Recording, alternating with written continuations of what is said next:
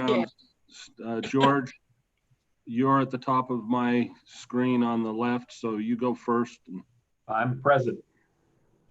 then you, Steph. I'm present as well. Robin, you're next.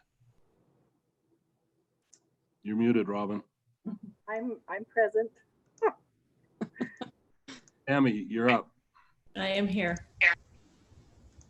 So we have a quorum. We wish the mayor well. I'm not sure where he is. I don't know if anyone knows.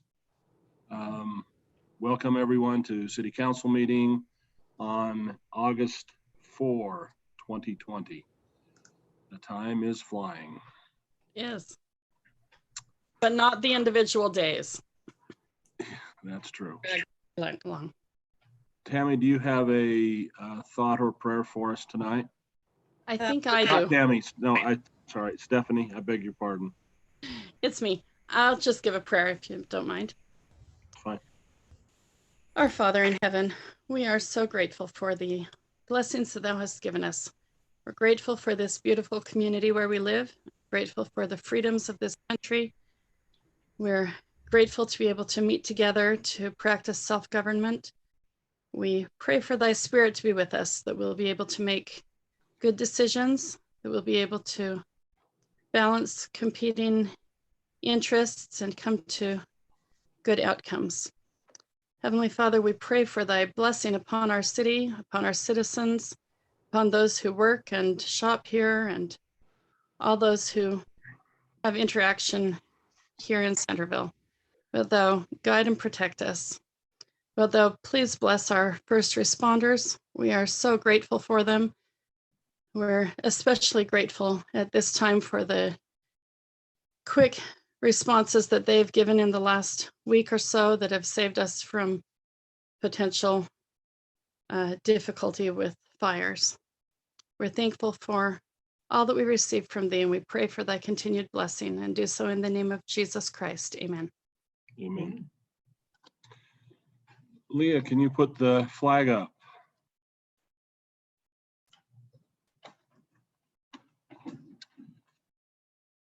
I pledge allegiance to the flag of the United States of America and to the republic for which it stands, one nation, under God, indivisible, with liberty and justice for all.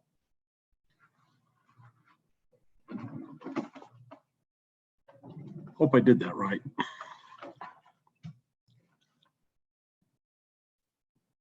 So are we all muted? Nope, Stephanie.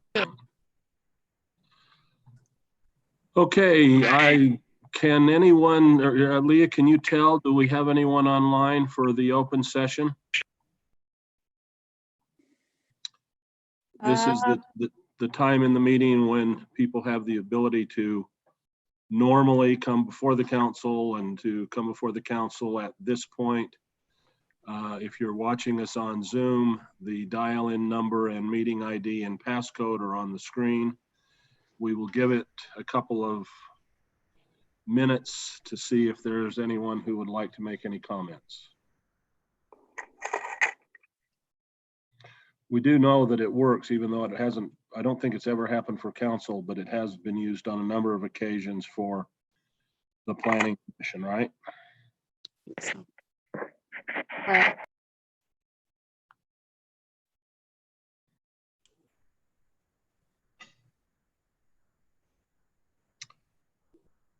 does that seem like long enough? Seems reasonable. Okay, we will then close the open session and proceed to the balance of the business of the meeting.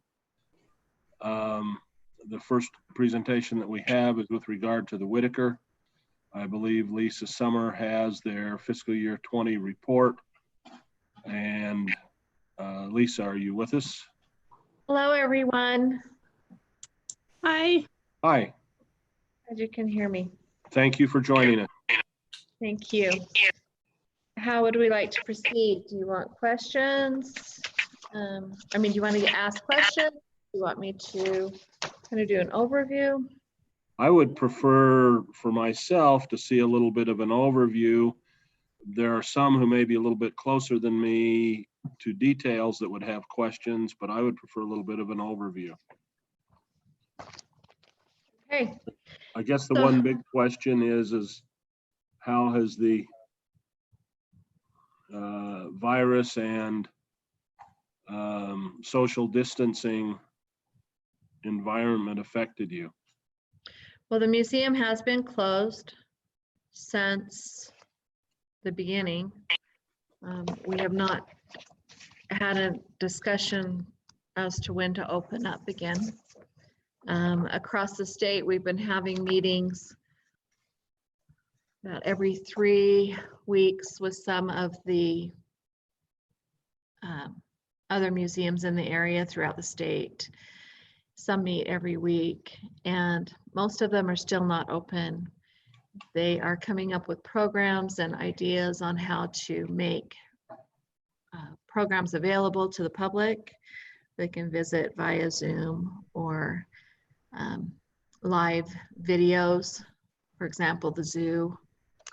And I do have something that I'd like to present as far as the Whitaker Museum right now, but I would like to first off say that the projects that were discussed in City Council for the RAP monies and the approved amended budget for FY20, all projects were completed with the exception of the security cameras, and all of you received that information in your packets.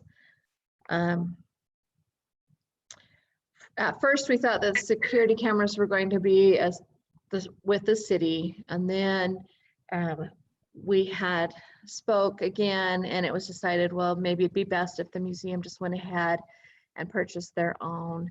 But when we did some research, and we actually were able to ask Mike Smith from Public Works to help us with that a couple of weeks ago, we couldn't come up with any at that price. They would have all been more money. So we've decided to put that aside for right now.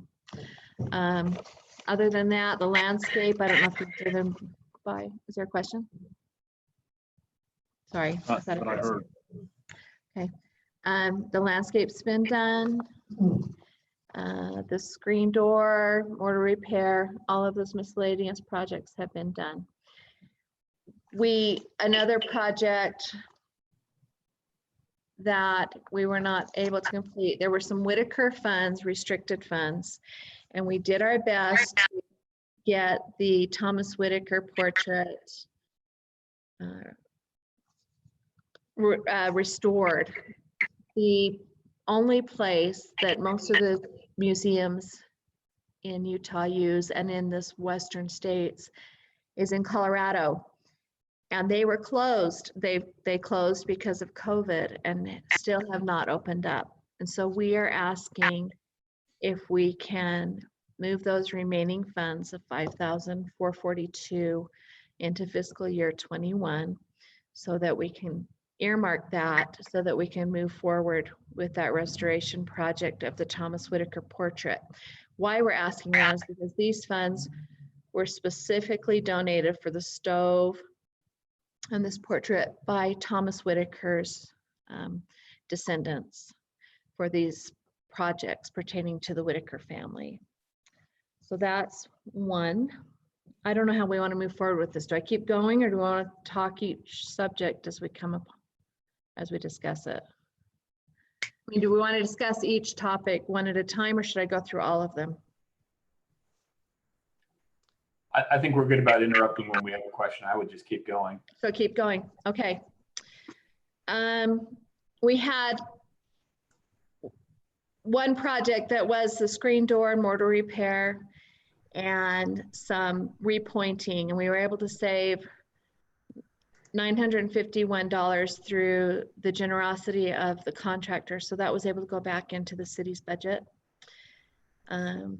We do have earmarked $1,533 that we have set aside for programs, garden, and I have always known that there was a spot for a pole barn before I even came on.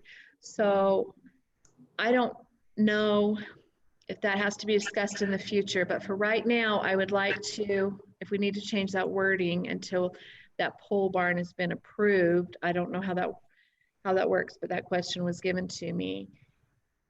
If that can be put into donations for donations for programs and donations for the gardens, and we do plan on hopefully having the tea party again next year, as well as the gardens. Can we earmark that and collect from the garden rather than garden lease payments? Can we change that to donations so that we can keep running those gardens and the tea parties and the programs from this fund rather than having to come and ask from the general funds and the city council each year? And then the last one, it had been approved that $6,000 for the digitization of the archives, because we had met with the state and they had said it is not protective of our articles and our records to be kept in metal file cabinets. They should be put in archival boxes, which is the cabinets shelving that we had set aside in the archive room. And now we have all those boxes, and we have someone who is doing that process for us, getting them out of the metal cabinets and into the archival boxes so that they'll be stored properly. We knew that that $6,000 wouldn't be spent in 1 year. She's only working 4 hours a week. And I guess I misunderstood. I thought that would automatically be carried over, but I guess we have to present it at each budget. So there is right now approximately $5,646 for that archival project as well. So there we go. You want me to keep going? Yep. Yes? Okay.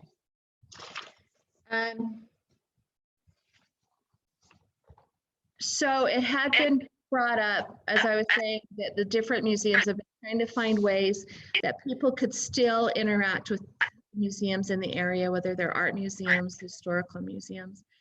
And one idea was to have an exterior tour so that whether a museum was open or not, with the use of cell phones or an app, and the idea that we have is with cell phones, so that someone with any cell phone that might not have the apps and social, the smartphone just a cell phone, could come and tour.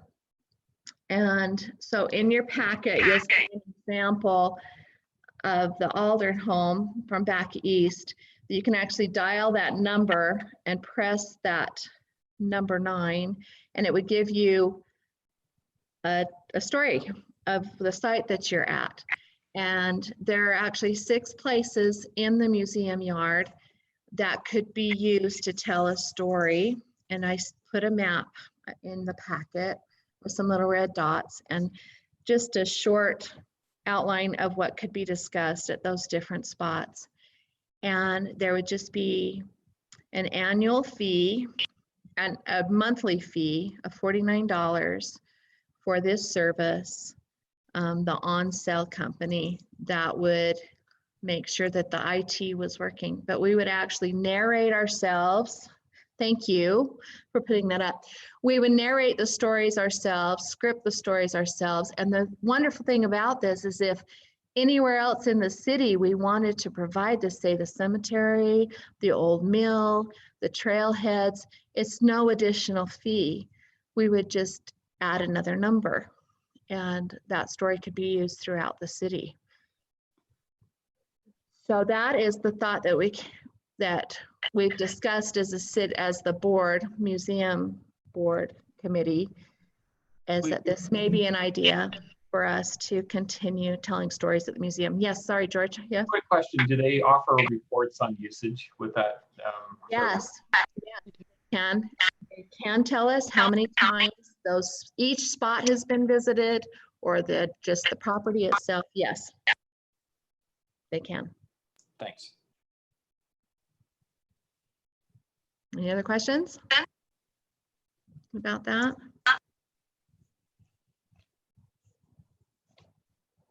Well, that's what I have to offer for that. I would suggest if you can to dial that number and the little passcodes and hear an example of what that offers, what kind of stories that offers. They're about 3 minutes long. I also do want to report that our geocache, we have at least one person every day who visits that site and makes a comment, and that has been a plus. And that the gardens are going really well. We did lose some of the gardeners because we started later in the year, but I think that was a good call. Thank you, City Council and staff for approving that. The people have been really happy, and we haven't had any social distancing issues with that either. Okay.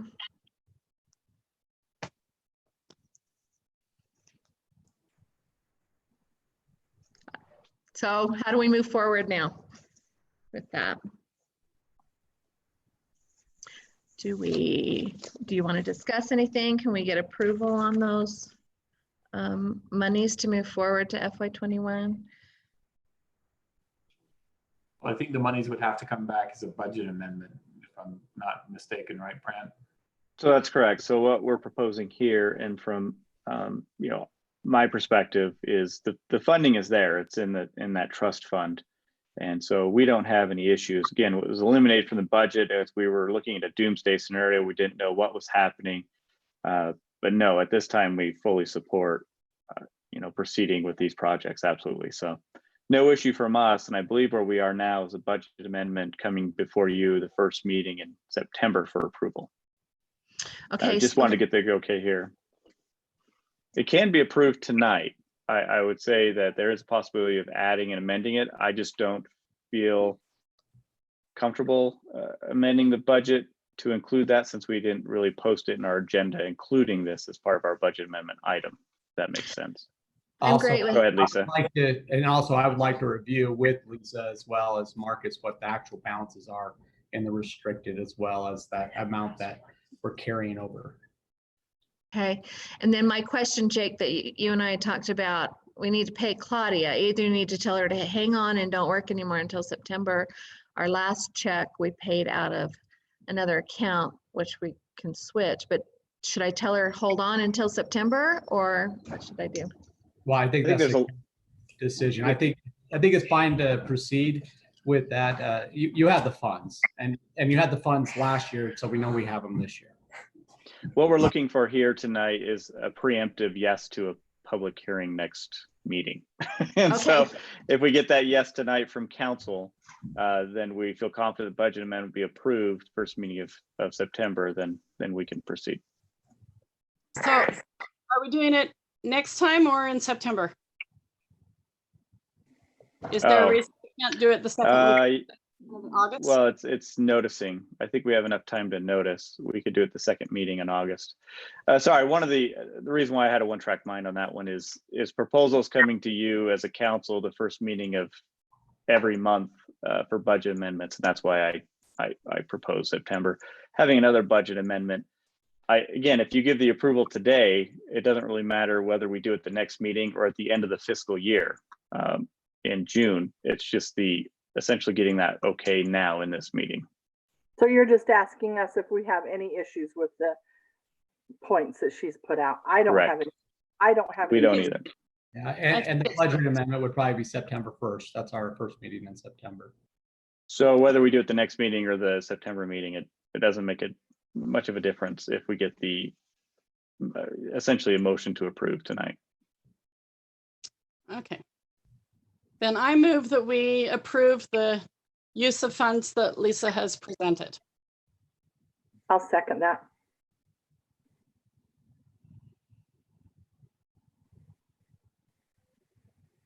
Bill, that would be you. Bill? Bill, you're muted. You're in charge of calling for a vote. Yeah, I was trying to, and nobody was listening to me, and I was getting really frustrated. You were looking a little. We won an earlier meeting than last time, so. Yeah, well, I agree. I think I was trying to ask a question. I believe that unilaterally the council would support that once we have set money aside for the Whitaker, if we get into a situation where it has to lag year ends, they not need to worry about that money coming back. Would everyone generally agree with that concept? I would. I would. So Lisa, you can kind of take that and put it in your back pocket that on an ongoing basis, you don't need to worry about it. And now I will call for the vote on Stephanie's motion. If I can interject real quick, Councilmember Rance, this doesn't necessarily require a motion. It's just giving us direction to proceed that you're okay, because the budget amendment is where you will approve it.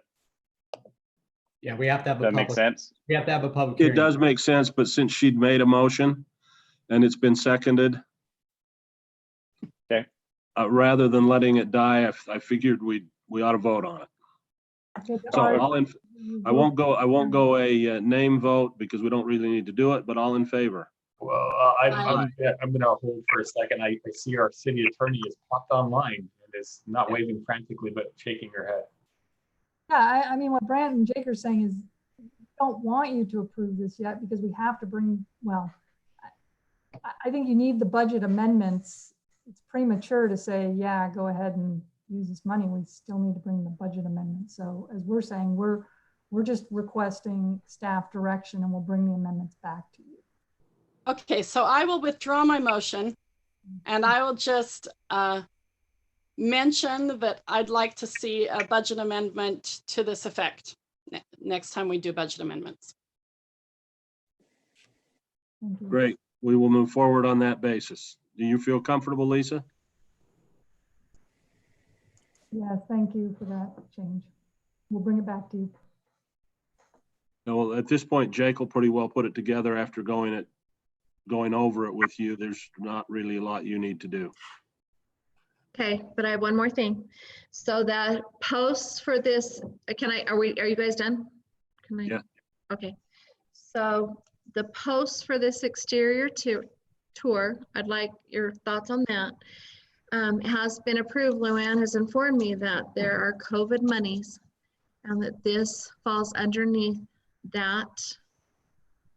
This would be an approved project under the COVID monies because this tour is brought about because of COVID for $1,575.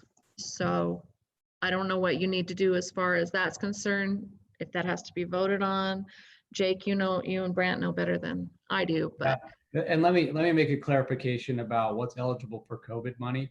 If it's something that we have to subscribe to and do a monthly payment, it's only eligible up until the end of December. It's a one-time. I mean, this is for the posts.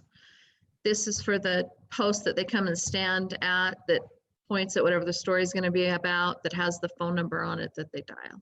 Right. So and this I'm is talking about the service. I'm talking about the service that's related to that. We can only cover that with COVID up until December 30th. I mean, it's possible we'll go beyond that, but at this point, we've been told only up until December 30th.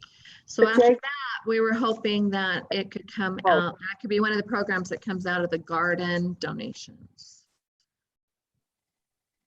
And is this a one-year commitment on this, or what's the commitment? We can cancel it whenever. It's an annual $49 a month. Well, it's $600 a year. I mean, it in my mind, it would become a component item of their budget. I think it makes some sense.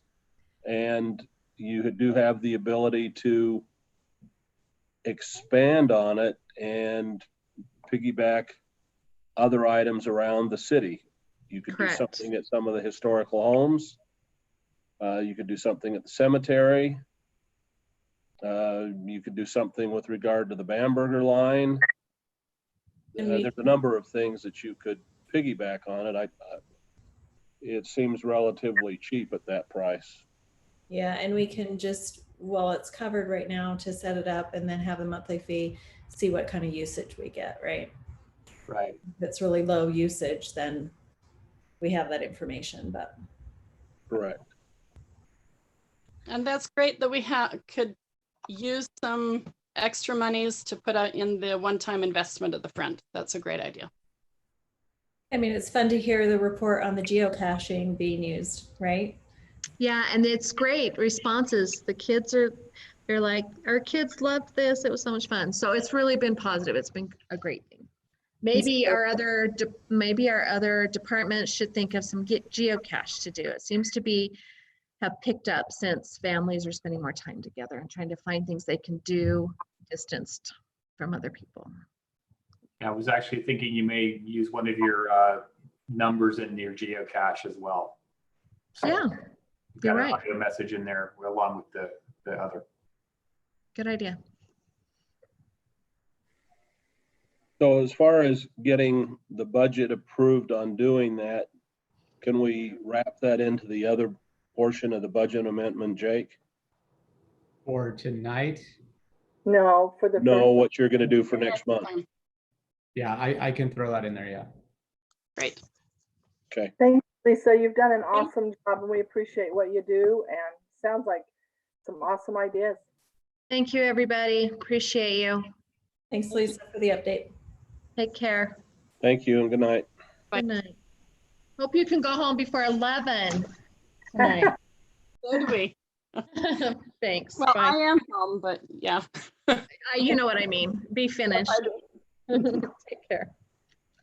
So Lisa, are you handling this on the Salmon and Sons lobby construction agreement or is Jake? Oh, it's Jake, isn't it? Yes, Jacob can help out with that. Okay. Oh. We've talked about this project before. The good news is with this CARES Act money, the CRF money that we're calling it, this is an eligible project. What we're doing is we are moving the counter to the wall where the admin lobby begins at this point and moving the access door to the right where the angled wall is. The big change on this one from what the architect had done before is instead of having the roll down door, now there's a window. You can see in the picture there, the bottom one. That's what will replace it. It's kind of hard to see in that picture, but that window actually has a sliding piece on it. So it's two pieces. So you can open it to do business and transfer stuff, and then you can close it again. And that's for security. That's also to prevent the spread of any. That's the main difference there. And the agreement that we have here is from Salmon and Sons. They were actually the only ones that bid on this project, but they did come in within what we had budgeted. Well, I should say last year, what we were thinking the cost was going to be. There's a little bit more cost to have the glass there instead of the roll down. And you see that total price or the total cost is they're agreeing to $83,000. Well, this will be able to come totally out of the CARES money right now. Yes, 100%. Jacob? Yeah. Oh, Keith is here. All right. Yeah. So, hey, anyway, I was going to just try to say on that ballistic glass that there's maybe a couple options is that what you're looking at there, and like you say, it's very kind of hard to define there, but it's either we still may, I guess we could still do pockets there in the underneath part, but that glass is kind of like U-shaped in front of each one of those areas. So so it doesn't necessarily slide. So what I'm trying to say, there's some options there, but since we haven't really been able to zero it in, it's just that the difference is to go with ballistic over rolled down wood door.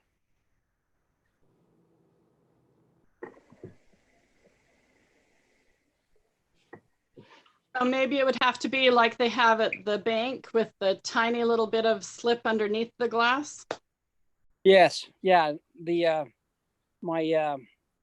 So all that underneath part there is all custom made. Well, the front is going to be, and then there's a drawer on each side, a cabinet, I should say. It's with a pull-out door on each side. So depending on what kind of transactions are happening through that there, but so the ballistic glass, it has, like I say, in front of each one of the people from the inside or the outside, who's ever at the door, the window there, will have it's kind of it's not just flat. In other words, what I'm trying to say, it has some U-shaping in front of each one of those areas, so that either the transaction can go down underneath in you know, into a little cupping area there. So we'll have to probably work that out a little bit as we go, because we don't really know what's going to best suit it, but we don't think it's going to really change the pricing one way or the other on that. So. Okay. Good to know. Okay. This is really new to me, this stuff here, so I'm not sure and if I'm coming through very good or whatever. So.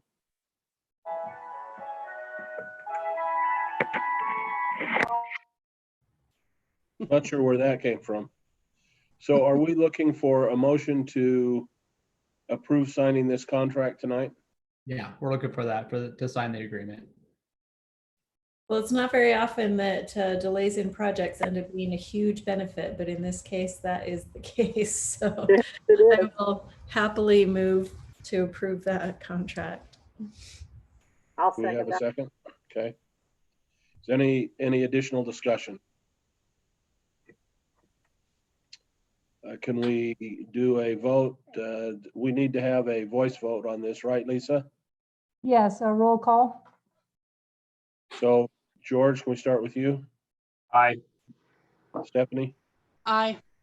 Robin? Aye. Tammy? Aye. And I vote aye. So that passes unanimously. Thank you, everyone. Now, we don't get any trouble for having only one bidder, do we? I mean, when we put it out to bid and only one person bids, that's not our fault, right? Nope, that We've tells you how put it hot out the to bid market is. twice. Yeah, we've put it out to bid twice. And so no, we've done our due diligence to find the best price. And luckily Keith's project, price came back just as what we had budgeted essentially. So it works out well. Great. Thanks very much. Okay, item number 3 on the agenda is a public hearing on the budget amendments. And Jake is going to review those for us.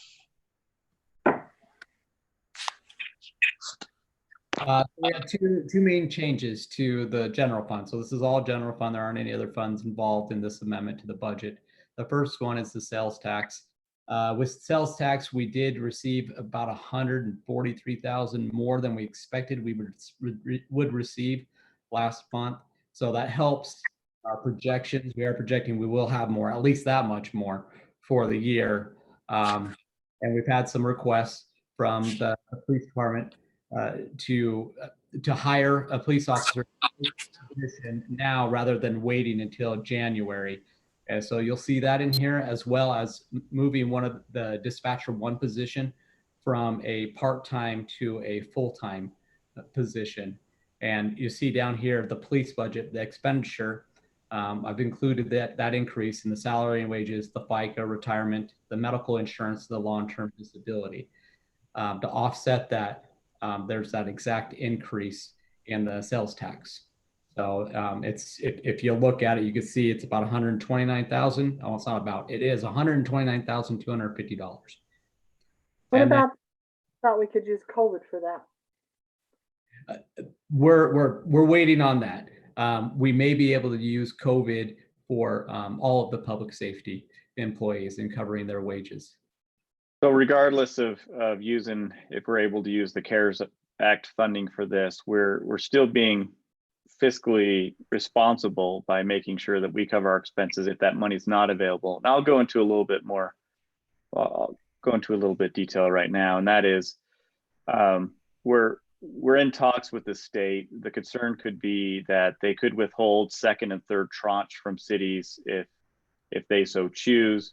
So this time we're trying to be fiscally responsible with our first tranche and making sure we spend it wisely, because we may not have a second and a third. More than likely we'll have a second, but the third is very questionable. The league is in conversations with the state and making sure whatever methodology they use kind of protects the interests of the state. And not to go into too much detail, but the state has intentionally done these tranches to kind of control the disbursement of these funds.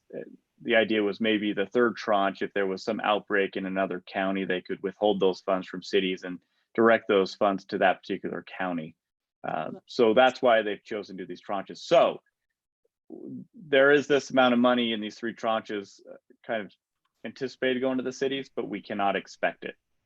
Again, so that's why we're trying to be fiscally conservative with the funding we do have to make sure we're smart about it. And again, hiring these positions could be, we could use CARES Act funding for it if approved, if we get those tranches. But if not, I want to make sure that we have the fiscal resources to cover it just in case. That makes sense?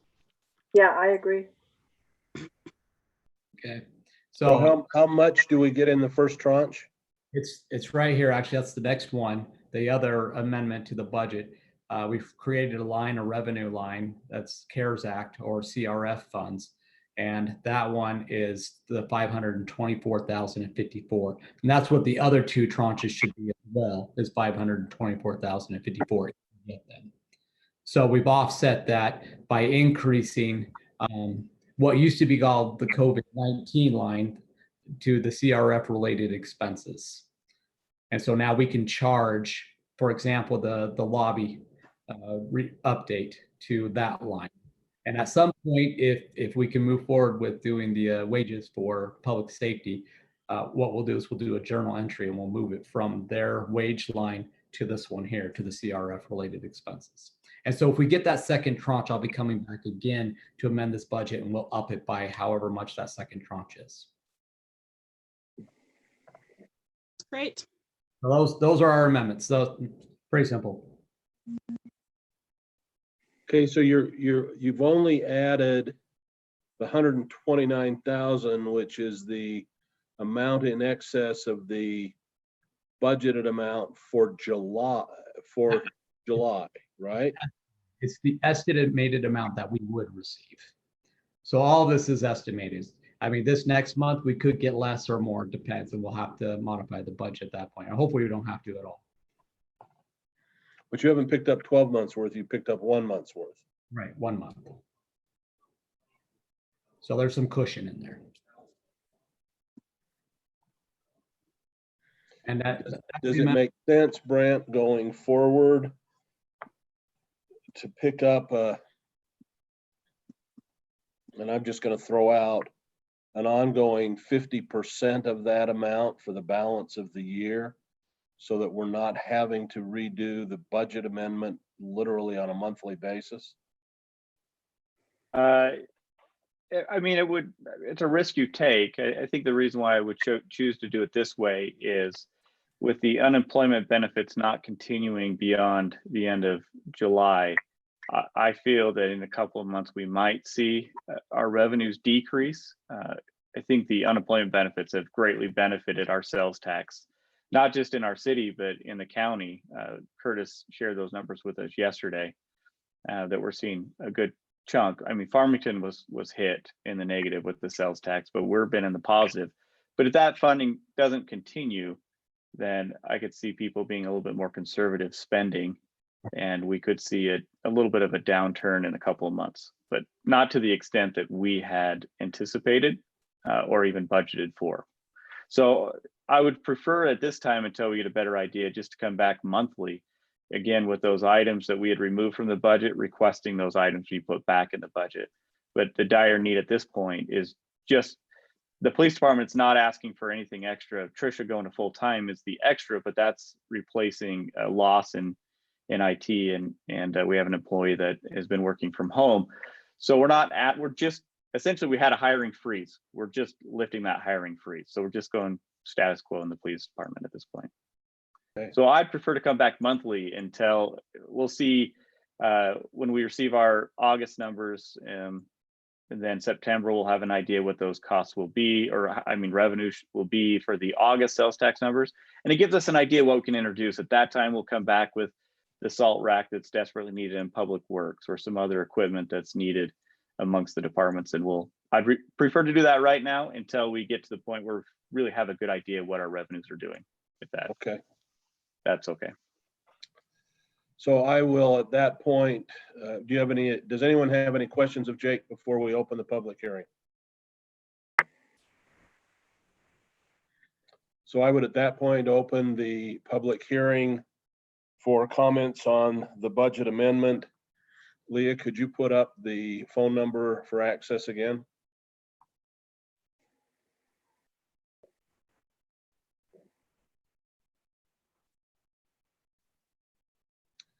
So to anyone in the public who would like to comment on the budget amendment and the changes being proposed, this gives you access to do so. We'll give it a minute or two to see if anyone responds.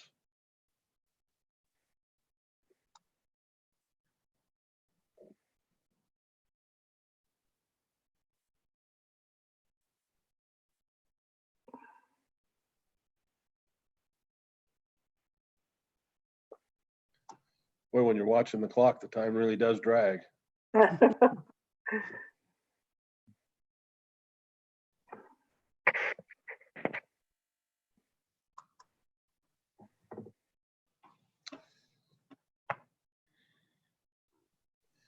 Okay, hearing no comments from the public, I will close the public hearing on the budget resolution. Any other comments before I call for a motion?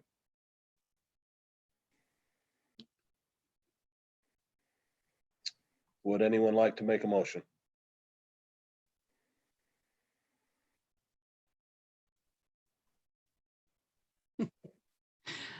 I would, but I can't remember the number, and I'm doing Zoom on the device that accesses the agenda. So that was 20-26. okay. I move that we accept. Is it a resolution? Yes. 2020-26. I'll second that. Any comments before we call for a vote?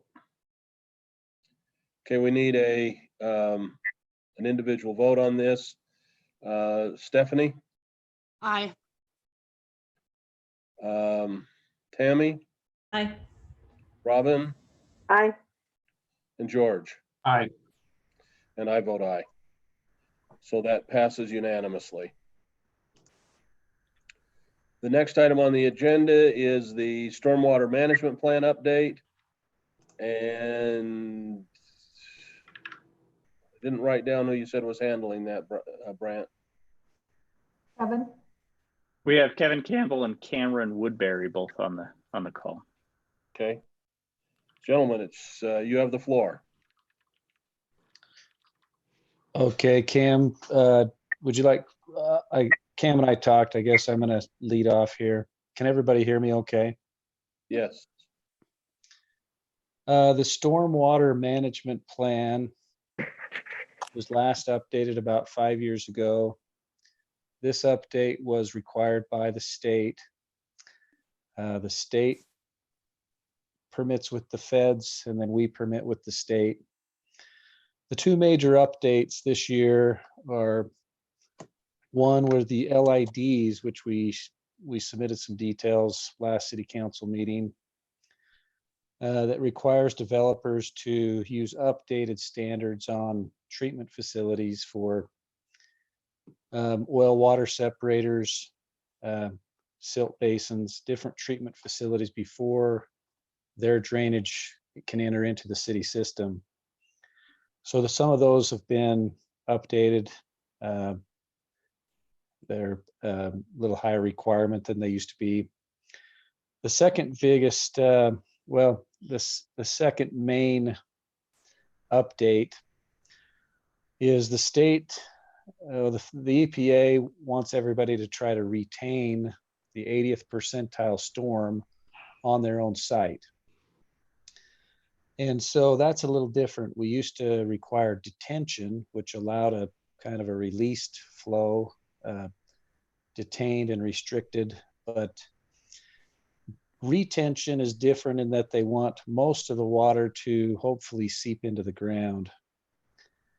And there are some exceptions that they allow if the groundwater table is high, or if maybe the percolation rate of the soils is not good enough to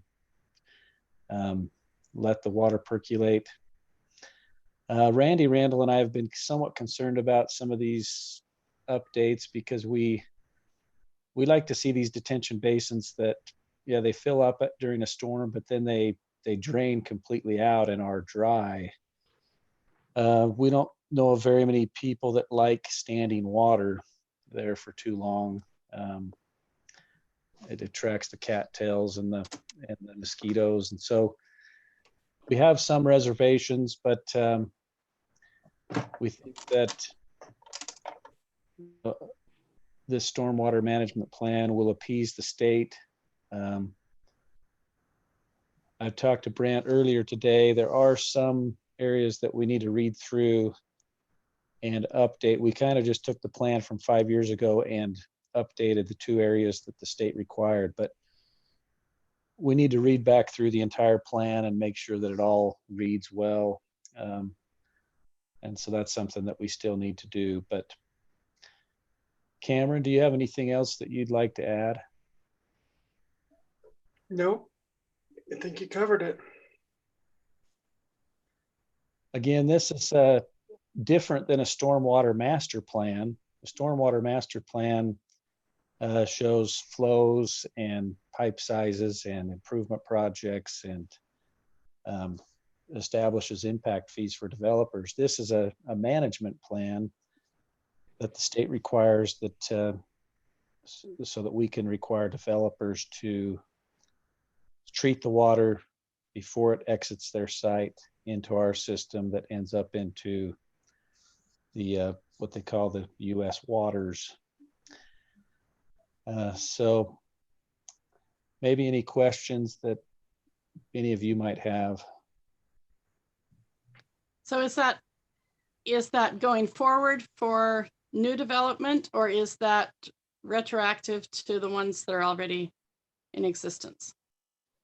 This is moving forward. Any new development that comes in, also redevelopment. The requirement is if the redevelopment comes in and they add more than 10% pervious surface, they have to meet these new requirements. The bank site, that's the old Iggy site, they have shown us that they are not going to be increasing the pervious surface by more than 10% from the previous site. So in that case, they just kind of have to meet our old detention standards, but we still require them to update the treatment facility. So redevelopment's a little bit different. There are also exceptions for areas that are in the aquifer. So we have protection zones for our aquifers. One of Randy's concerns is that we don't want some of this water infiltrating into our aquifers in these protection zones. So there's also exceptions that can be granted in some of these protection zones.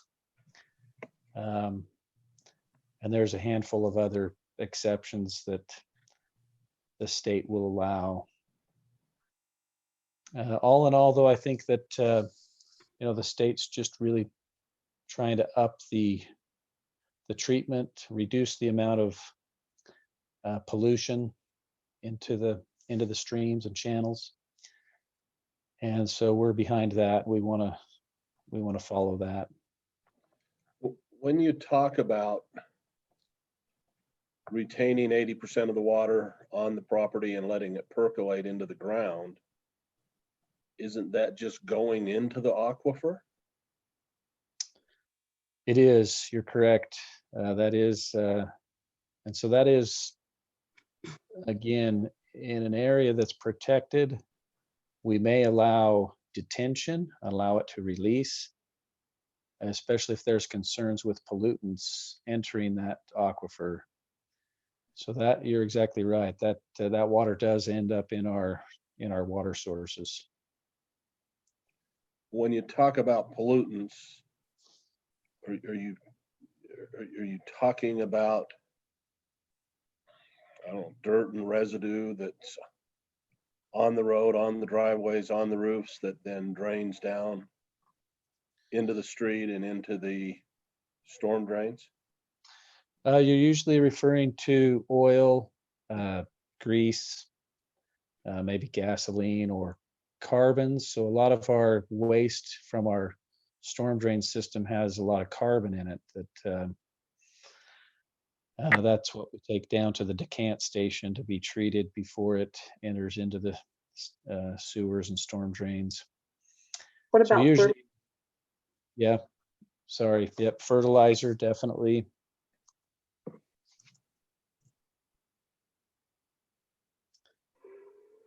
If people over fertilize, there is a lot of natural treatment that happens as the water filters through the layers of the earth. So your main things that you're worried about are kind of more oil spills, industrial sites, commercial sites where you get some of those contaminants that can enter into your storm drains or your aquifers. And so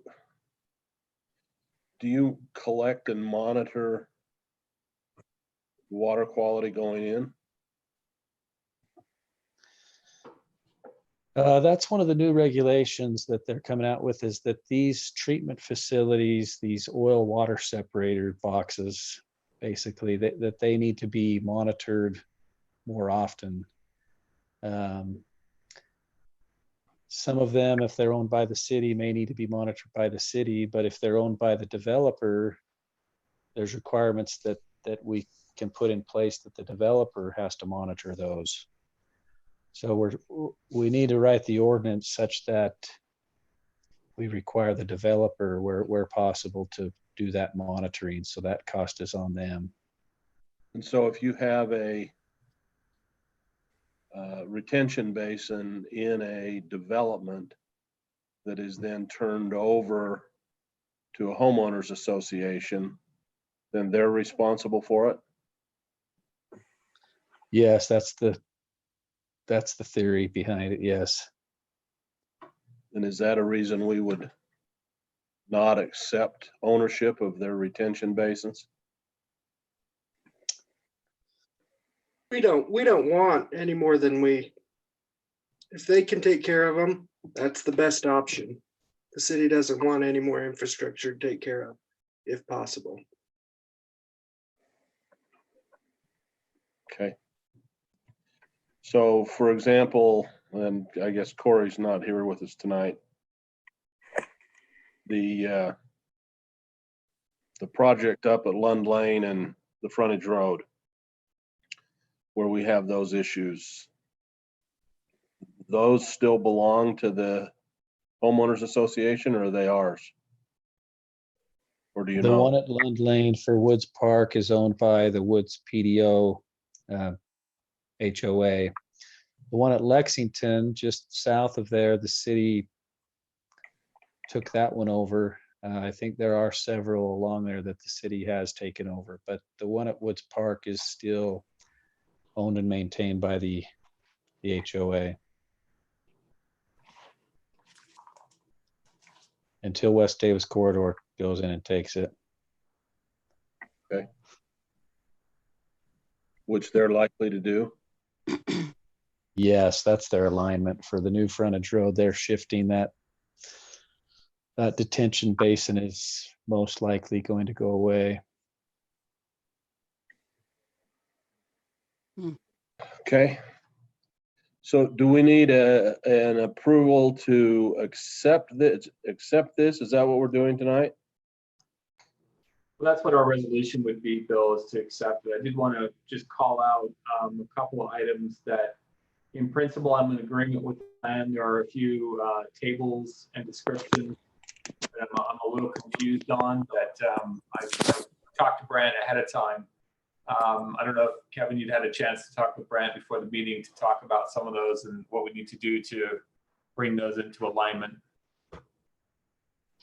Yes, we need to read through that report and we need to gather any comments that we have, and we need to update some of that that's been kind of overlooked. Yes, we definitely need to update those. just for the benefit of the rest of the council, what I'm talking about is I'm just going to give you an example. If you were to go to page 41 of that report and look at table 8, we have a lot of things that say status of measurable goals. They show implementation dates, completion dates, but they don't show costs. So we just need to refresh those tables. So that's what I'm saying. Structurally, I don't have a problem with the plan. I just think some of these smaller items, we just need to go through and true them up so that if you do read through it, it makes sense. Right. I have some. Go ahead, Stephanie. I was just going to say, reading through the tables as I was looking at costs of greater than $100. I mean, that made me wonder. No, I don't have a problem with that necessarily, as long as it's time locked. So if you said cost greater than $100, implementation date 2019, I'm not necessarily expecting to see that final number this year, but anything that's in here that's older than 5-6 years or older than the table's target plan, that should have some sort of number associated with it. Yep. Yeah, we need to go back and see how much money we've spent on pipe cleaning, TV work, some of those treatment. We need to go back and see how much some of those things have cost us over the years, and definitely take a look at it and update them. Would it be best for us to hold off on approving it until we've got all the details in place? So we're approving an actual, here's the real deal, instead of, and now we're going to fix it after we approve it? I would recommend approving these changes that are required by the state, which is required by the federal government. And because the other part is going to take some time. At the same time, I'd like to develop some new measurable goals as for an update of a 5-year plan. So that takes time for us to go through that process. What you're approving now is essentially those amendments that that Kevin had discussed, those 2 amendments. And I'm fine moving forward with that piece, Stephanie, because that does meet a state requirement. The rest of this, I mean, and like all documents of this size and of its age, you probably want to throw a technical writer against it and just make sure that everything looks good, that you've sanitized and dehumanized it so you can't see who the author is. And because I can read sections, I go, I know who wrote that, because I know how they speak, right? Yep. So you just want to, this is a document that's due for a good refresh. The bones are good. We just need to polish it up a little bit. So I'm okay with, and I'll even motion that we adopt resolution 2024, which is the stormwater management plan. I'll second. Do I have a second? Okay. Any further discussion? Okay, my rotation has changed. People are moving around on my screen, but we'll do a voice vote. Robin? Aye. Tammy? Aye. George? Aye. And Stephanie? Aye. And I will vote aye. So that is approved unanimously. How soon do you think you'll come back with the other portion, Kevin? Lisa, Romney, what do you think? We can give you 2 weeks. That's no problem. There's a lot of data in there. Talking about the ordinance amendment or revamping this stormwater management plan. There's still 2 more things. We still need to bring some ordinance amendments forward, but I haven't seen any revisions to that yet. So we're probably talking a month or so. Yeah, should we bring the plan back with the ordinance amendments, or should we do those separate? I think either or. I think you could bring the plan back because it seems like they're just minor edit, kind of updates and cleaning it up. I think they have to be concurrent.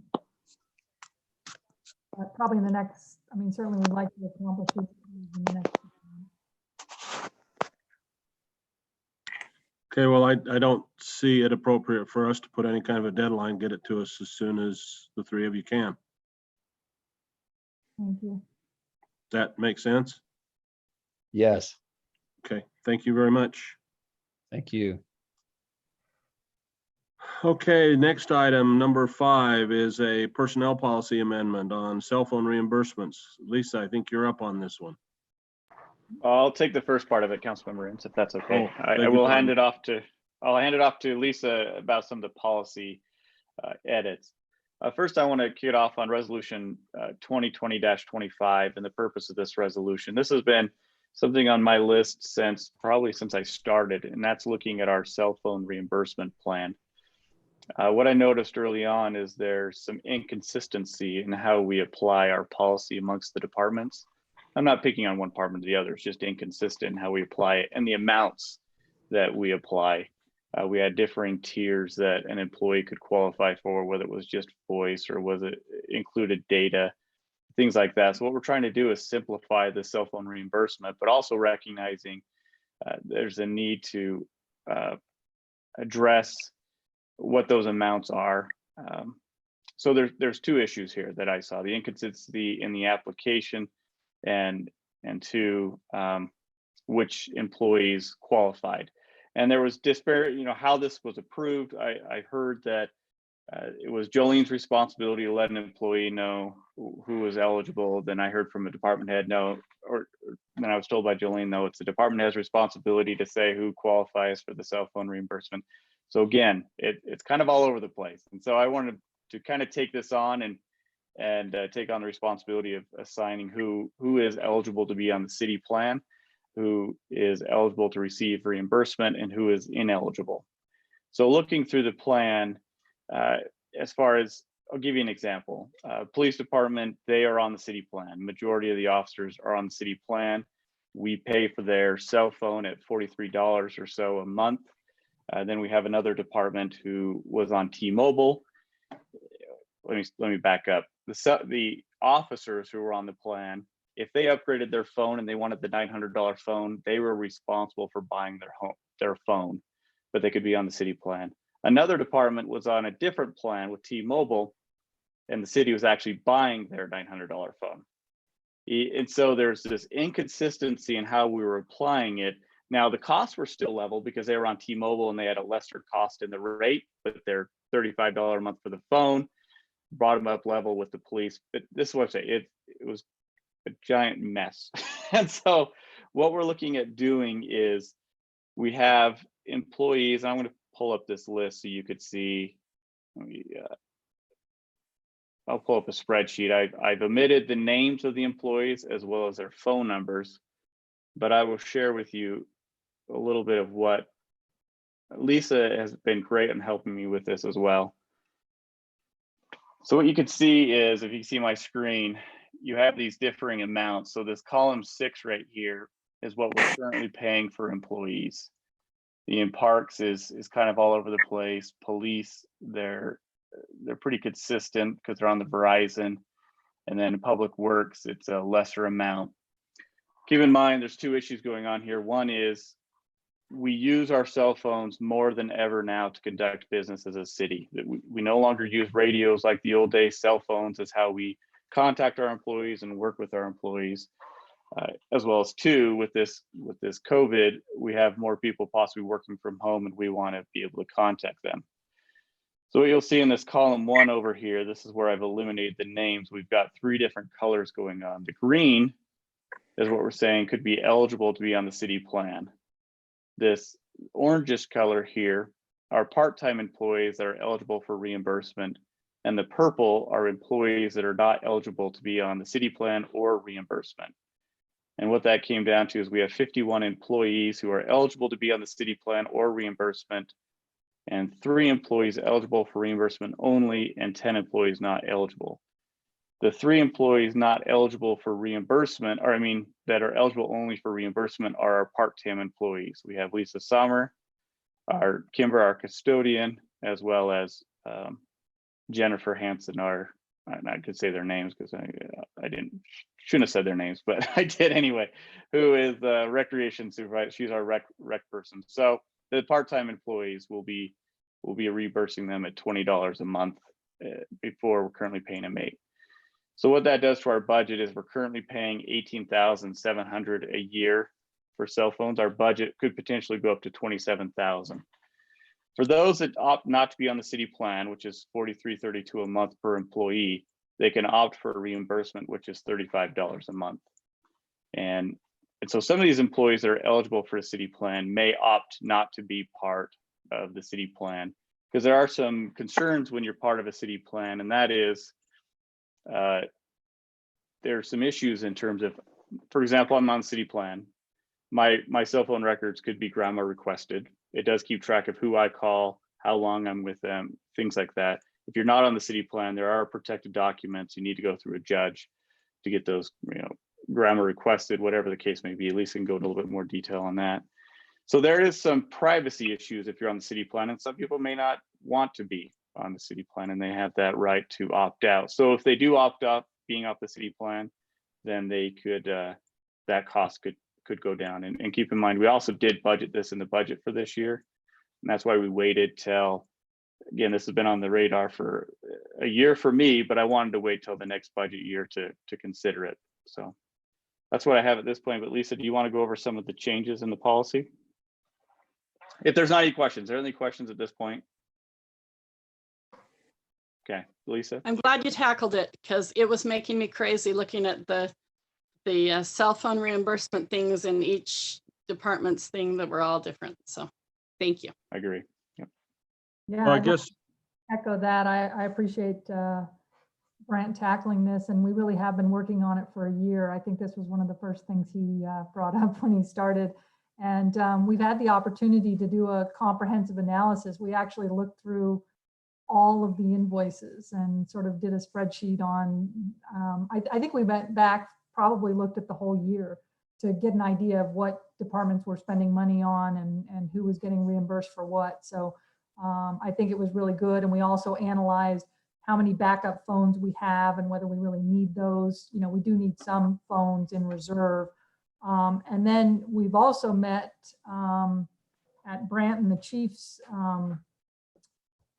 suggestion, we've met with some major phone carriers to talk to them about their government plans. And I think it was really worthwhile because the government plans have really come down.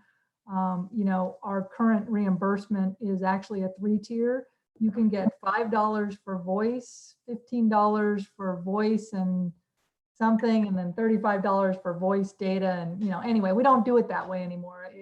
Most of the limited plans, but anyway, the government rates were good. And then we were able to understand better also that with most of these government plans, you get a really good phone for free. So I think that helped in the analysis and why we're recommending what we are and saying, hey, the city can actually buy the employee the phone because it comes for free, a pretty good phone. Yeah, I'm happy to go through these edits, and also we had presented these to the department heads in the last meeting as well, and got a little bit of their input and made some changes based on their suggestions. But I understand there's a lot of edits, but a lot of them I was just trying to reorganize it and have it flow a little bit better. So I'll just go in order, but basically, I like the purpose section. As Brant said, we do use our cell phones a lot, and we require our employees to use them all the time. I think all of our employees, we just call them on their cell phone, and especially under these circumstances as well.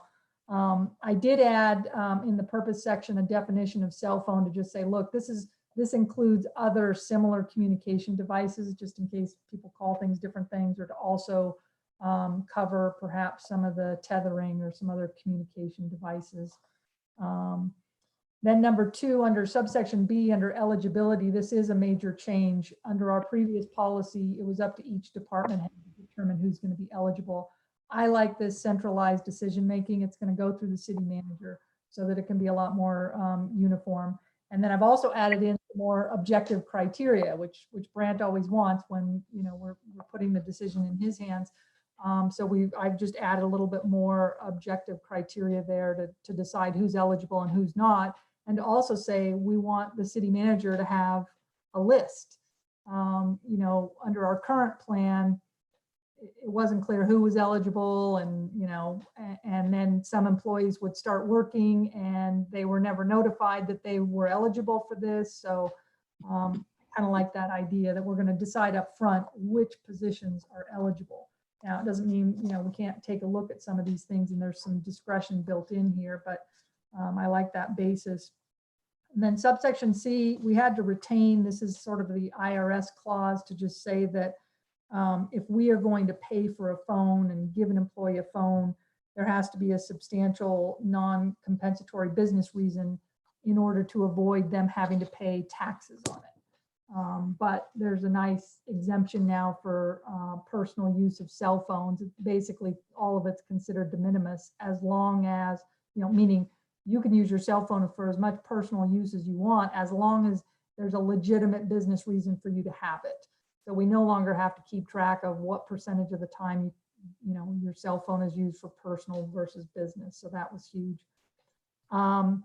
So since we've been working on this for a year, every time something comes up with an issue with our cell phone policy, Brant and I would just make note of it and say, yeah, we better fix that when we come back. So subsection D is new, just assigning the person that's responsible to notify employees, new employees, that they're eligible. They have to look at the list and say, hey, you're eligible. And unfortunately, Jake gets a lot of the assignments. So he is assigned as the Administrative Services Director to be in charge of this, but he is the HR specialist. So that made sense because he is involved in the new hire process. Then the next three sections are really just restating these options, that we're going to have a city provided cell phone and a city provided plan, and then reimbursement.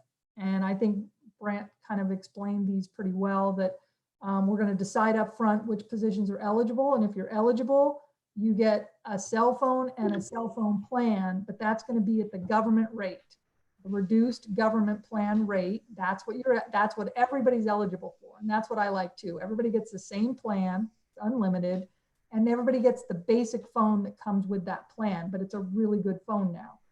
I think they're giving the iPhone 8 for free with these plans. And then it says, but if you want a better phone, then employee, you pay for it. If you want more storage or, a nicer case or something, we'll let them do that. And that's elsewhere in here as well. And do they pay for it or do they pay the increment? They pay the addition. Well, I mean, it's free, so they're going to have to pay whatever's extra, which is. So they're going to pay the incremental amount. Right. They want the $900 phone, they'll pay $900. And again, having access to this plan, you pay the subsidized rate like we used to have years ago instead of that monthly full price rate. So employees do have access to the reduced rate. But if you want a $900 phone or $1,200 phone reduced to $900 because it's subsidized, then they have to pay the $900. I don't think the city should be paying for that luxury, shall we say. So they'll be responsible.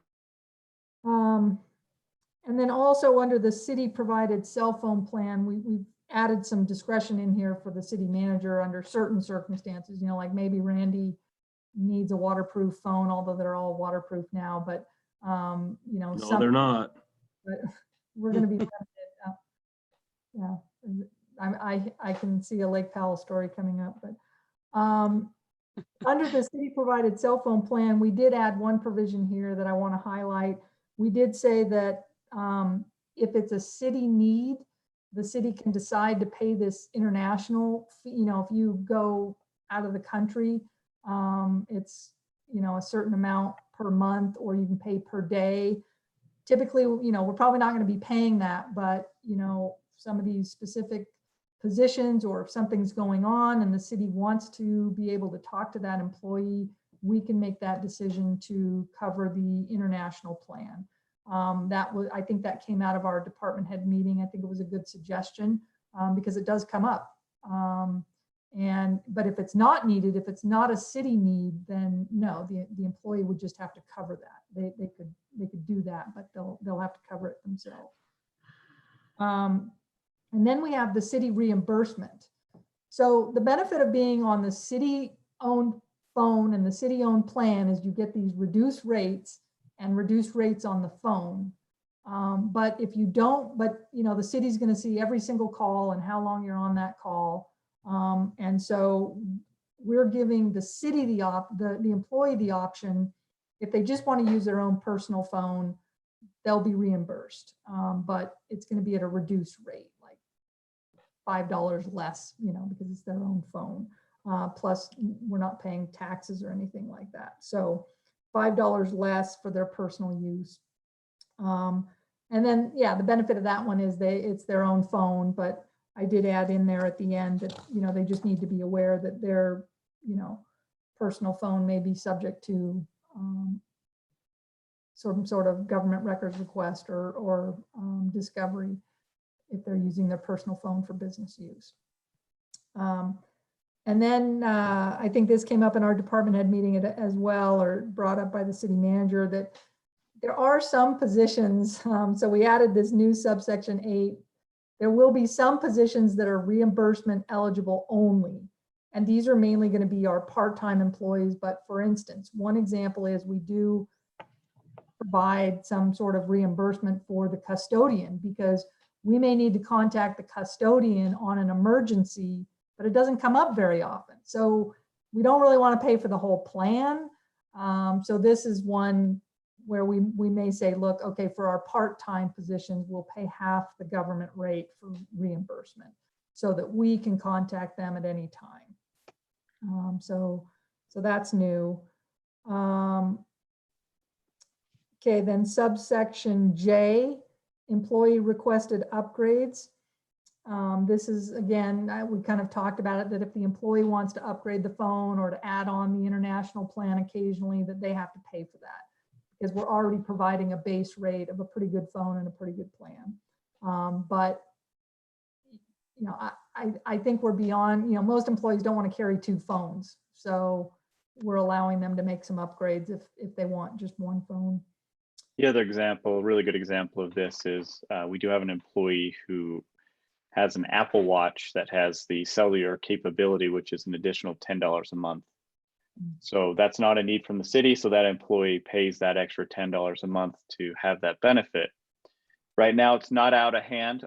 I don't really want to get into a place where we have every employee with these crazy add-ons where we might have to put a halt to it if you're on the city plan. But as of right now, it's manageable. Just that's something that we'll be watching. Because again, if let's say we have 20 employees with Apple Watch plans and we're collecting $200 a month, then that's where it's getting a little out of hand. And we might say, look, if you want to have these crazy plans, add-ons to your cell phone plan, you need to go off on your own. But as of right now, it's manageable.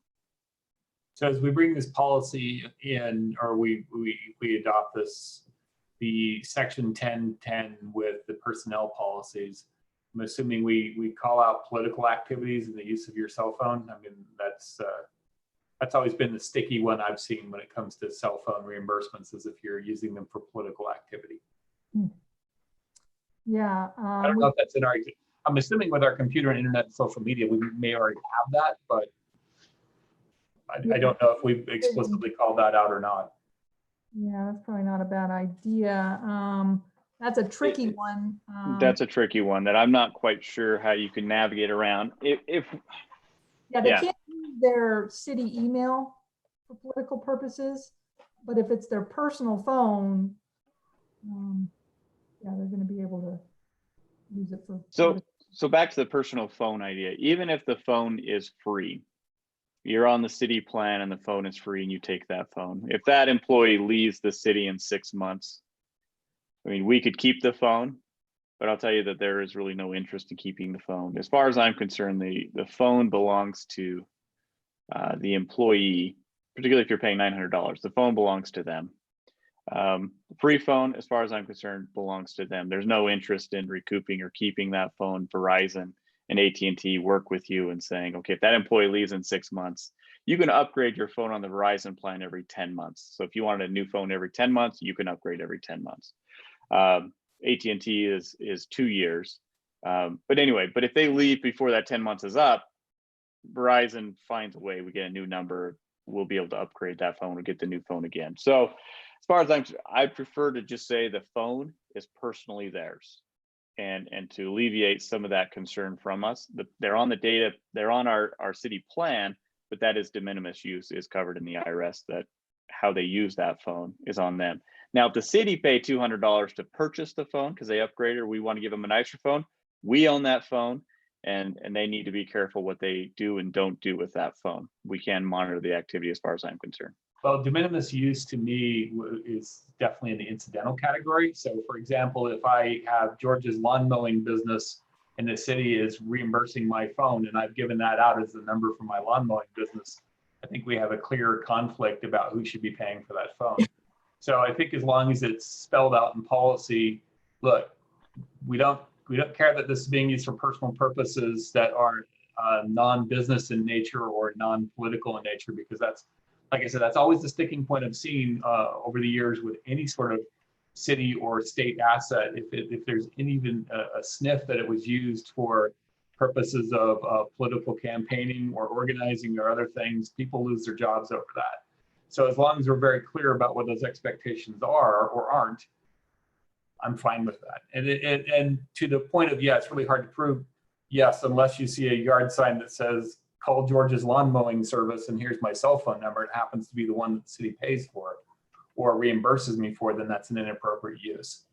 Yeah, Well, I would argue if they're reimbursing you, that's your phone. The number doesn't belong to the city per se. No, but as the city, I'm paying for you to facilitate your business activity because I'm paying your phone bill, right? I think it's a personal phone and we're reimbursing you for the business use, but whatever you use. Yeah. For. Okay. And also keep in mind that if let's say George's lawn mowing business and you have it registered with the city as a second business, then it's documented that you are operating, you know, a secondary occupation. Anyway, it gets into a whole weird. Lisa and I'll play with it. We like having these debates, so we'll play with the argument a little bit. Yeah, I do agree that we can add a clause that says, look, if you have a city phone, a city provided phone and a city plan, you can't use that for business use. You can only use it for de minimis personal use. So maybe we define de minimis personal use. In that case, I think, Lisa, I'm in complete agreement. If it's a personal phone that's being reimbursed, it gets really dicey because I don't want to control people's communications. But I also don't want to tell a taxpayer, yes, I am reimbursing somebody for their cell phone. And the taxpayer believes that it's not de minimis use, that it's actually the primary function is something other than facilitating the city's need to communicate with them. Okay. And I guess, yeah, my question is, does the de minimis analysis even come up when it's your personal phone? What we're doing is actually just reimbursing them for the business use of their personal phone. So it's right, but I could see this argument. But that's where you get into the proportionality of business use. So if you're a part-time employee, for example, and I've called you once or twice over the course of the month, why am I paying a larger portion of your cell phone bill? Or if you're an employee and I'm not calling you in that business window, 24 hours in the day, 8 hours of work, proportionally I should be paying less for your use. But George, the fact that the IRS has waived that necessity of calling out percentages, I think states that there's a standard there, that it's the city's policy to decide whether or not they want to reimburse for a personal phone that is going to also overlap with business use. And that's just our new world, is that everyone has a cell phone and uses it for everything. And it's ridiculous to have two phones. So I don't see that it's going to be that issue. It's different to have two emails. No, I live with that very problem because de minimis use and the activities are really hard. I think it's a question worth asking, like just double check and make sure that there isn't going to be an issue. But I see the common sense logician argument of the IRS doesn't make that distinction anymore. It's a city policy, it's policy decision. And we've made policy to state it as a reimbursement. So let's let staff check on it and then. Yeah, that's all I'm asking is as long as we're defined in policy and our personnel policies explain with some specificity is what the de minimis use is in this context of if it is a city-owned asset, great. Personal phone, have at it. And as amazing as this work you guys have done, it's awesome, but we're really getting into the weeds. And I trust staff to take care of a cell phone. Part of the reason for the IRS change is you spend more time fighting about it than what it's worth. Yeah. Keep track of it. Right. Thank heavens they made a common sense policy change at the IRS. Okay, so I think we already talked about K as well, which we're adding that, you know, there was some difference in who, you know, got to keep their phone when they left. If they retired, did they get to keep their phone? But again, what we put in here, I guess the way I've drafted it is that we may allow the employee to take their phone with them so long as it's, you know, a non-disciplinary action termination and there's no cost to the city. So, but we did talk about, the reason we said may is, well, let's say they're just here for 2 months, you know, that's probably not a reason to give them their phone, and we might opt to keep it. But overall, the policy changes that will be allowing more employees to take their phone with them, you know, just to be uniform. And not there is discretion in there in how we want to work with it, and that's kind of how we want to leave it, is some discretion on, I believe it's my discretion, right, on whether or not. With the phone number, like it used to be that we wanted to keep the city phone number, but you know, it's easy to just port your phone number now. And so anyway, I think we can be more generous in allowing them to keep their phone and their phone number, as long as it's not costing us money. So that's the new subsection K. And then I think the next substantial one is subsection N, talking about overpayment. So let's say the city accidentally pays an employee, or this is mainly in the reimbursement arena, but that we reimburse them too much, or we find out that, you know, because it does say in the policy that we're not going to pay you any more than you're paying. So let's say they get a new deal on their cell phone plan and we do this annual audit, or, you know, some audit, and find out we've been overpaying them. I just wanted a clause in here that said, look, it's not your money. You know, if we overpay you, we get it back. And I think that's going to put the burden on the employees to be a little bit more upfront. I mean, I'm hoping they're upfront, but it's not going to go in their pocket. So that was the intent of that one. Generally, I think with the IRS, you know, they say, look, we're only going to go back 3 years on stuff like this. So maybe, you know, it would, you know, hopefully we would catch it in 3 years. So there's a legal backstop to how far back we're going to go, but at least we have this.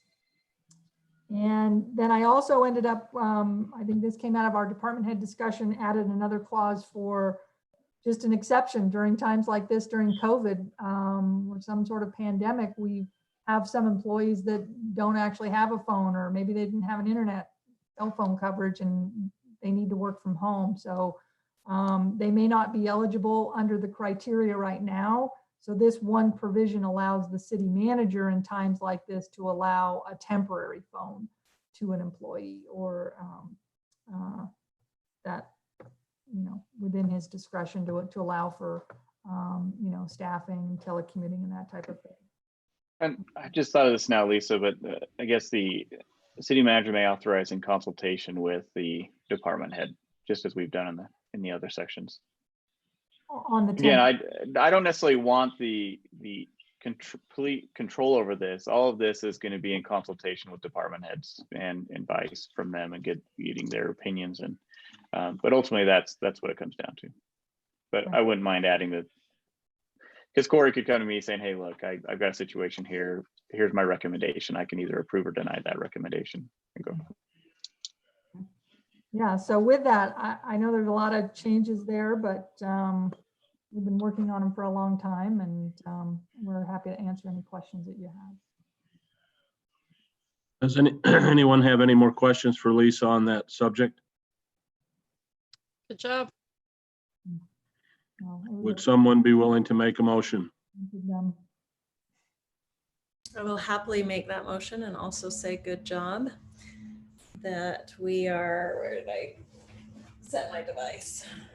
What I'm exactly motioning on. Approval of the great job. All right, we have policy amendments resolution 2020-25. I motion for approval of that. I'll second. We have a motion and a second. Any additional comments? or So discussion? I know I'm in the weeds, but I have one concern, and that's really it was House Bill 163 that was offenses against the administration of government amendments that talked about the use of government property for personal purposes. And this actually came around because a fire department went out and bought iPads and iPhones and used them at home and did not use them for specific government purposes. Lisa, are you okay with the enrolled version of 163 and what ended up happening with that? Because I know that was a cell phone specific issue that brought that up. Yeah, that's probably a good point. I'd have to go reread that bill and As we were going through, I considered it. I know that was a big deal. There was one of the board of directors, or what do they call them? We had a good conversation. We were golfing one time, and we discussed it in detail. And it was given to family members and things like that. And so I thought about, that's where I'm saying that I would prefer, even if we sell the phone to the employee for a penny, then it's their personal cell phone. But and I'm not trying to diminish any of the work that has been done. It's just that I've dealt with this issue in another life, and it's just that bill specific. I was trying to remember what it was. I had to look it up. It's the one that has me concerned if we have any overlaps with the disposition of government property for personal use, especially when it comes to, I mean, the reimbursement plan, like Tammy said, that's in the weeds, but I don't know if the IRS statute trumps what was enrolled with 163. I would argue if we've determined that this employee needs the cell phone, right? That's what we're looking at, is saying this employee we've deemed as a position in need of a cell phone, whether it's to communicate with the supervisors because they're out in the field, or whether it's working after hours. I think that's what it's a business need. Whether it's an iPad, like we've discussed, that it could include an iPad with a cell phone service. If we determine that employee is in need of an iPad with the cellular capability, I think we're determining the business use of it.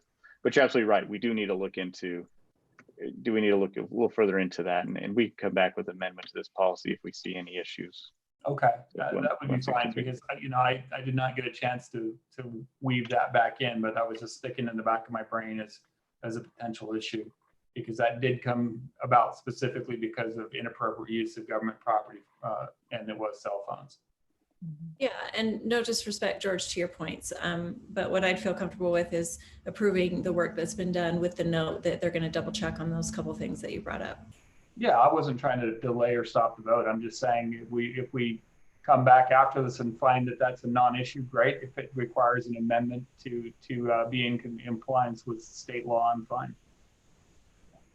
I'm not taking it in any way disrespect. I'll turn off the camera and cry later. Okay, with those things said, then I'll call for a voice vote. Tammy? Aye. George? Aye. Stephanie? Aye. Robin? Aye. And I vote aye, so that passes unanimously. Thank you, Lisa. thank you. Glad it was you, not me. That's just her job that she loves so much. Oh, I love it. I love getting things done. But is it done? I'm just kidding. It's done. I love getting things almost done. Progress. Okay, next item on the agenda is the minutes from July 1, the special meeting, July 21 work session, and July 21 council. Do we have any comments or corrections? Motion to accept the minutes as recorded. Second. Second. All in favor? Aye. Sorry, I didn't get aye in fast enough. Aye, so that's unanimous. Thank you.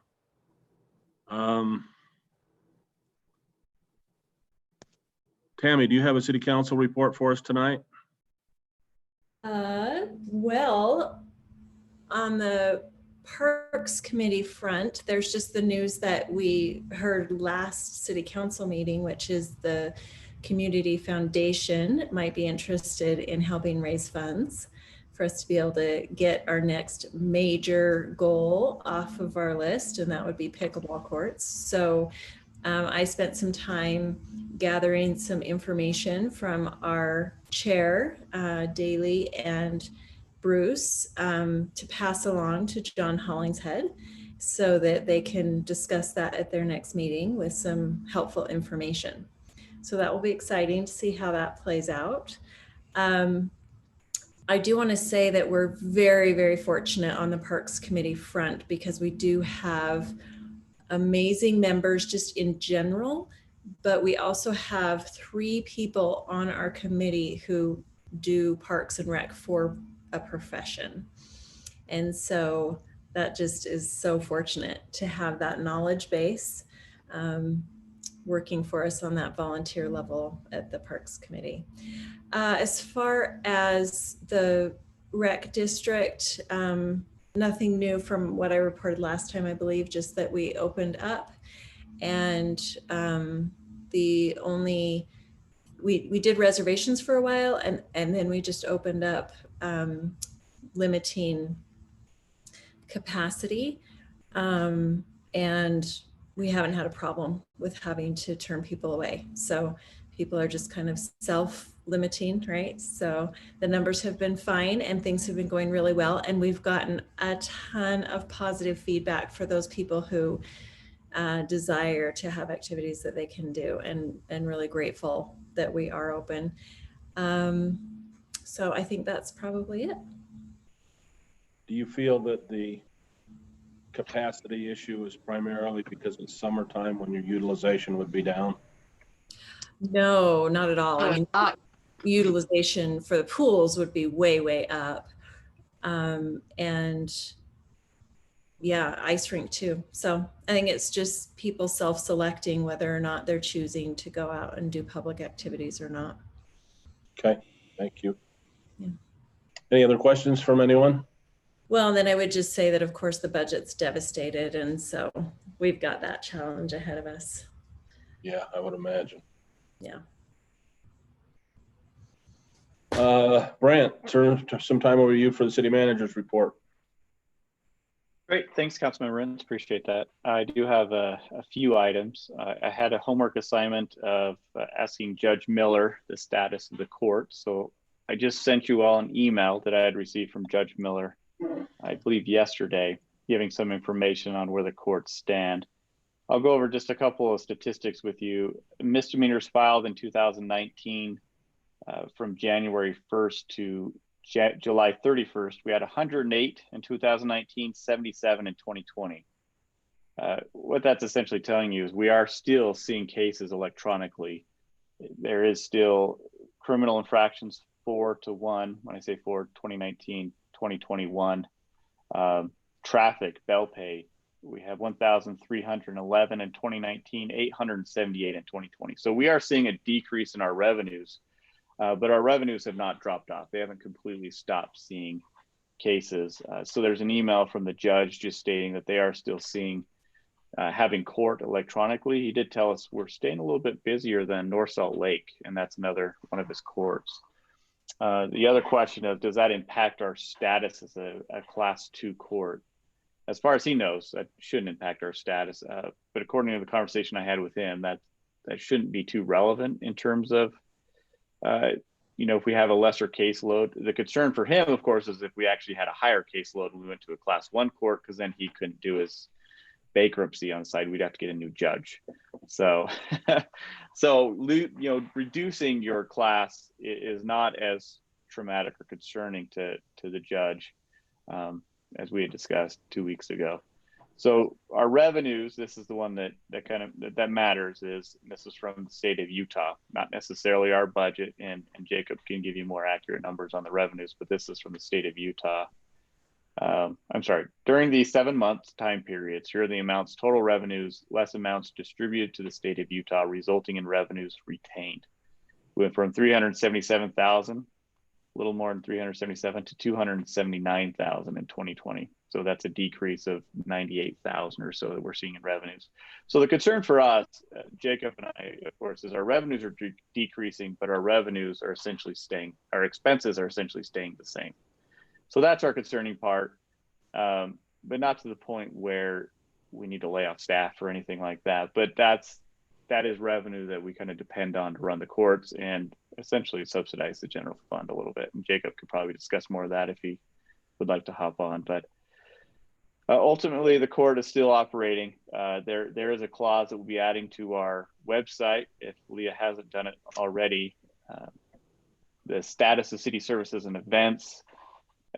What we're adding to our website is, for now, our court will continue operations electronically for calendar information, but the physical courtroom be closed except for certain critical or exigent hearings until further notice. So we're still operating electronically. And any questions on that? We have, is there a feeling, so when you talk about that revenue decline, is there a lot of stuff postponed? There are things being postponed from what I understand, but I don't believe, I don't know exactly what's being postponed. Well, yeah. You don't have a feel for it. So it's 25% of our work is being postponed. 50% of our, you don't have any kind of feel like that. No. Okay. Still operational, still seeing cases. There's, like I said, that's still a number of cases they're still seeing with traffic, bail pay, and traffic in court. Traffic in court was from 505 to 417, which is really interesting because that's really not a huge drop for traffic in court appearances. So total filings overall, we went from 2,366 to 1,601. So it's at about a 40% decrease. Yeah, plus or minus overall. I'm surprised. I thought it would have been worse than that. Yeah. If it was worse than that, we'd be having a different discussion regarding court operations. Jacob and I would have brought that up much sooner. Any more questions on that? I did send you the email, particularly, that straight from the judge, so you can see also the risk phase response as well as the pandemic administrative order from the Utah Judicial Council.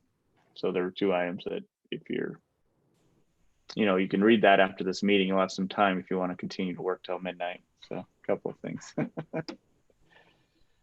And then there's no other further questions on that. Just want to let you know we did purchase Surface Pros for staff, and to let all of you know, we did actually purchase some Surface Pros for council.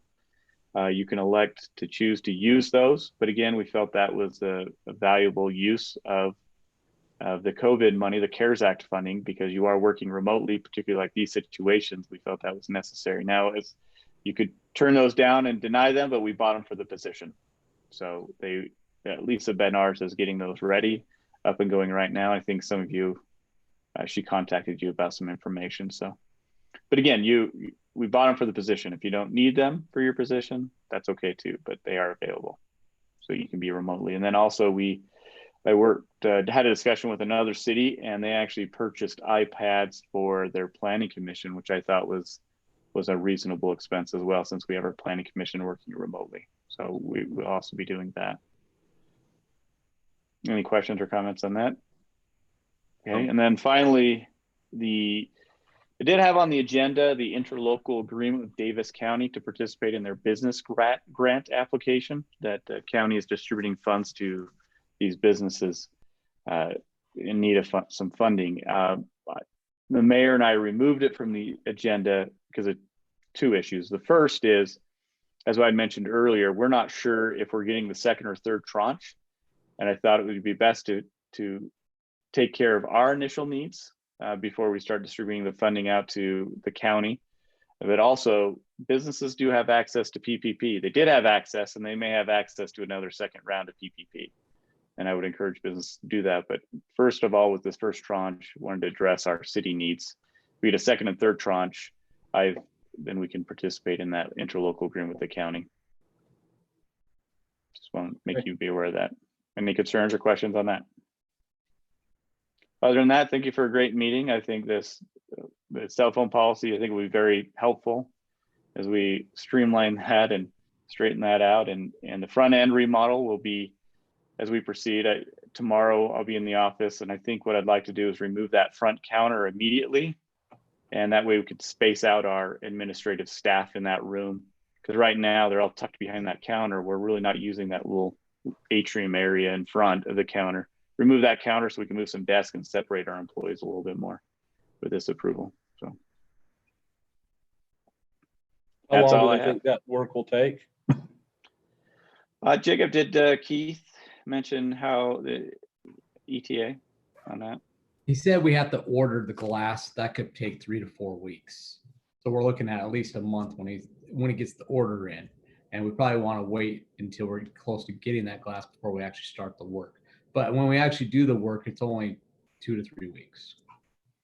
We can do some demolition at this point, I'm sure. And I don't know if the demolition we did have on the original bid or documents that we sent out for bid, us doing some of the demolition work.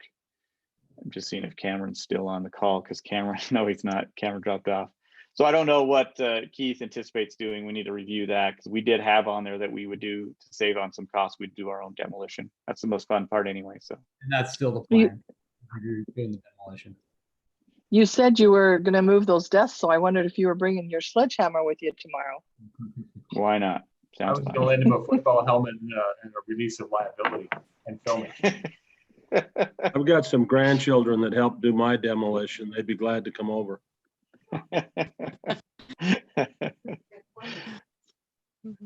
Great. That's all I have. Thank you very much.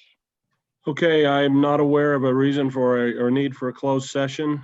Can I have a motion to adjourn? So moved. Second. All in favor? Aye. Aye. Aye. Good night, everyone. Thank you. Thanks. Night. Have a great night.